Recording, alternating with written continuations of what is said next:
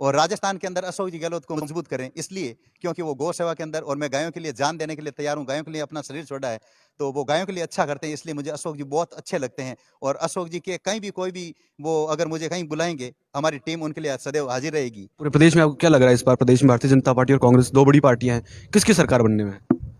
इस बार तो मतलब क्या है कि जैसे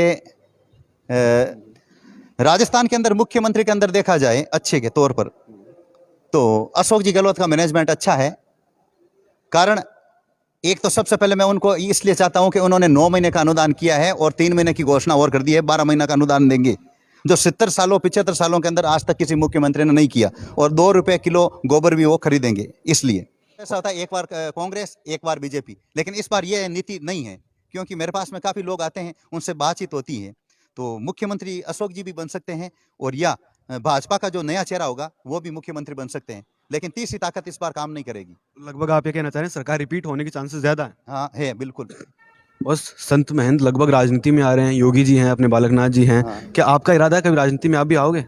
जीवन में कभी राजनीति के अंदर नहीं होऊंगा, और इस बार मैंने कई पार्टियों ने मुझे टिकट के लिए कहा भी था और सूचना भी भेजी थी कि हम आपको खड़ा करना चाहते हैं, साफ तौर पर मना कर दिया। जीवन में कभी राजनीति में नहीं जाऊंगा। ये शरीर गायों के लिए है, ये शरीर युवाओं के लिए है, उनके लिए तैयार रहता हूं। और अब विश्व विख्यात भगवान काल भैरव का मंदिर बनाने जा रहा हूं, जहां लाखों लोगों के कष्ट दूर होंगे, लाखों लोगों की मन्नत पूर्ण होगी। और इंस्टाग्राम पर अभी मेरी तपस्या के वीडियो भी आ रहे हैं। बस एक संत जब मुख्यमंत्री की कुर्सी पर बैठता है तो क्या मानते हैं आप, बढ़िया फैसले लेता है और बढ़िया से प्रदेश सुचारू रूप से चलता है? देखो, अगर सही कहता हूं तो कुछ लोग बुरा मान जाते हैं। जब एक सन्यासी जब सन्यास ले लेता है तो उसे राजनीति में नहीं आना चाहिए। यह सन्यास की परंपरा बता रहा हूं, मेरी नहीं, ये संतों की और सन्यास की परंपरा बता। वो जो संत बन गया, सन्यासी बन गया है, सन्यासी, तो राजा उसके पास में आता है। और आपने कभी भी देखा होगा, सतयुग, त्रेता, द्वापर, इन 3 युगों के अंदर कहीं भी कोई भी शास्त्र और कहीं नहीं लिखा है कि कहीं किसी संत ने मतलब क्या है कि देश का राज्य का संचालन किया है। वो तो संतों को आगे रख करके राजा राज्य का संचालन करते थे, संतों का मार्गदर्शन लेते थे। चाहे राजा जनक हो, चाहे राजा मतलब क्या है दशरथ हो, भगवान श्री राम हो, तो संतों का अलग स्थान उनका होता था, उनके दिशा निर्देशन में वो काम करते थे। तो फिर भी आज के समय के अंदर अगर कुछ कर रहे हैं, तो मैं संतों के अंदर अगर मुख्यमंत्री के तौर पर देखता हूं तो योगी जी का काम बहुत अच्छा है। बस अभी चुनाव होने में है, तो चुनाव के वक्त क्या होता है कि हिंदू मुसलमान की राजनीति भी होती है, जातिवाद के आधार पर लोग वोट करते हैं, नेता भी जातिवाद के आधार पर वोट मांगते हैं। तो जातिवाद और धर्म के नाम पे जो राजनीति होती है उसे आप किस तरह से देखते हैं? मैं तो ये साफ तौर पर कह रहा हूं, मतलब क्या है, ये गंदी राजनीति है, इसलिए मैं नहीं जाता हूं। मतलब यहां पर मतलब क्या है, रिश्ते तार तार होते हैं, कभी साथ में बैठते हैं 20 साल, वो एकदम सामने विपरीत जाता है, फिर उनसे लड़ना पड़ता है। और साफ तौर पर मैं तो को एकदम साफ बात बता रहा हूं कि जैसे उदाहरण के तौर पर एक छोटा सा प्रसंग देता हूं। एक राजा था, उसके पास में एक भिखारी आया और कहा, राजन मैं आपको हराना चाहता हूं। तो राजा हंसा, तो मुझे क्या हराएगा, बोल। तो उसने कहा, मेरी एक छोटा सा मतलब क्या है कि बात बताता हूं, उसका कहना मानो आप। तो उसने राजा से कहा था कि आप 7 घंटे भूखे रहें, प्यासे रहें। राजा ने कहा ठीक है। राजा से 7 घंटे भूखे और प्यासे नहीं रह गया, उससे पहले पानी पीना पड़ा उसको। तब फिर राजा ने कहा, मेरी हार हुई है, मैं जीवन पर्यंत राजमहल के अंदर तुम्हें रखना चाहता हूं आदरपूर्वक।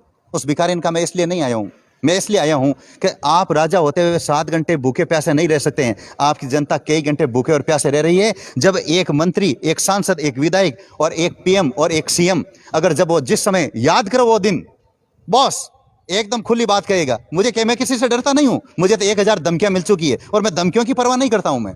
इसलिए मतलब क्या है, याद करो जब चुनाव के अंदर पहले हाथ जोड़े थे, सबसे पहले चुनाव लड़ा था, चाहे वो वार्ड का था, चाहे सरपंच का था, चाहे कोई भी था, विधायक का था, सांसद का, उस समय आपके पास में ईमानदारी से बोलना या अंतरात्मा से बोलना, आपके पास में संपत्ति कितनी थी, और आज आपके पास में करोड़ों रुपए की संपत्ति कहां आई है। इसलिए जनता की सेवा करें, और जनता की जो सेवा करता है, मैं कहता हूं मतलब क्या है, वो उसे नोटों की और वोटों की कमी नहीं होती है। बस आप जिला हेडक्वार्टर पे रहते हैं नागौर में, ज्योति मिर्धा जी ने कांग्रेस छोड़ के भाजपा ज्वाइन की है, आपने भी उनका स्वागत किया था। क्या लग रहा है, ज्योति मिर्धा जी चुनाव जीत रही है? हाँ, नागौर के अंदर मतलब क्या है कि अभी कांग्रेस ने टिकट नहीं दिया है, और मेरे हिसाब से मतलब इस बार मतलब क्या है, कांग्रेस और बीजेपी किन को प्रत्याशी घोषित करती, उसके बाद में मैं बता सकता हूं। पिछली बार मोहन जी चौधरी और मतलब क्या हबीबुर रहमान, ये मतलब क्या है कि मतलब क्या खड़े हुए थे। उस समय मोहन जी चौधरी आए थे, ये शाम के समय की बात थी, 50 लोग उनके साथ में थे। क्या कौन जीतेगा आप तो बता सकते हो? मैंने कहा मैं ऐसे नहीं बता सकता हूँ। तो आप कहते हो मैं कभी बता सकता हूँ। मैंने ये कहा था महीने में एक बार बता सकता हूँ, महीने में एक बार मेरे मुंह से सरस्वती निकलती है, क्योंकि मैं भैरव उपासक हूँ। तो उन्होंने कहा आप ऐसे ही कर रहे वैसे। तो मैंने कहा सुबह 5 बजे आप आ जाना, आपके प्रश्न का उत्तर मिल जाएगा। और मैंने वो किताब के अंदर 1 तारीख को छाप दी। मोहन जी चौधरी 7,000 से भी कई ज्यादा वोट जीते हैं कि वो किताब मेरे पास में आज है।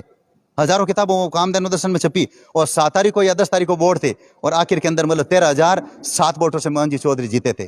बिल्कुल आपने सही कहा, 13,000 से वो जीते थे। अगर राष्ट्र को और देखते हुए राजस्थान के बाहर जितने भी हैं, तो उनसे यही कहूंगा, राष्ट्र और हिंदुत्व को अगर रखना है मजबूत, तो मोदी जी का समर्थन करें, और राजस्थान के अंदर अशोक जी गहलोत को मजबूत करें। इसलिए क्योंकि वो गौ सेवा के अंदर, और मैं गायों के लिए जान देने के लिए तैयार हूं, गायों के लिए अपना शरीर छोड़ा है, तो वो गायों के लिए अच्छा करते हैं। इसलिए मुझे अशोक जी बहुत अच्छे लगते हैं। और अशोक जी के कहीं भी कोई भी वो अगर मुझे कहीं बुलाएंगे, हमारी टीम उनके लिए सदैव हाजिर रहेगी। आप उनके लिए प्रचार करने के लिए भी तैयार हैं? नहीं, प्रचार मैं किसी का नहीं करता हूं। मैं प्रचार अगर मोदी जी का नहीं कर रहा हूं, अशोक जी का नहीं कर रहा हूं, तो ये एक तरह से प्रचार ही हुआ अशोक जी का। उनका उनके अच्छे के लिए बात कर रहा हूं, ये एक तरह से प्रचार ही है। जबकि ये दुष्प्रचार मैं नहीं करता हूं। किसी भी सूरत में मैं गहलोत साहब का दुष्प्रचार नहीं करूंगा, क्योंकि उनके अंदर काबिलियत है और योग्यता है। तो आप ये कहना चाहते हैं केंद्र में मोदी सरकार बहुत बेहतरीन काम कर रही है और प्रदेश में गहलोत सरकार? हाँ बिल्कुल, ये चीजों का छाती ठोकर को साफ तौर पर कहता हूं। कम शब्दों में सुने तो केंद्र के अंदर मोदी सरकार को मैं बेस्ट मानता हूं, और राजस्थान के अंदर अशोक जी गहलोत।